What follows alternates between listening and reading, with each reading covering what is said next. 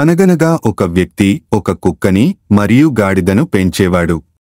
కుక్క యజమాని ముందు గంతులు వేస్తూ, తోక ఊపుతూ యజమానిని తాకుతూ ఒడిలోకి ఎక్కి బహువిధముల ఆటలాడుతూ ఉండేది.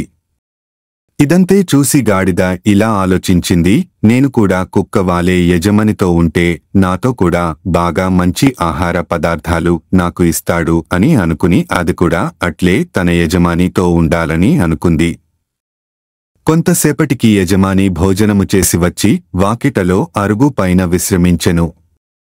అది చూసి గాడిద మహా సంతోషముగా అరుస్తూ తన కాళ్ళు రెండూ యజమాని గుండెలపై పెట్టి కుక్క వలె యజమాని ఒడిలోకి దూకబోయెను. వెంటనే యజమాని గాడిద బరువు మోయలేక భయపడి కేకలు వేయగా అందరూ అక్కడికి వచ్చి గాడిదను కర్రలతో బాది హింసించి బయటకు గెంటేశారు.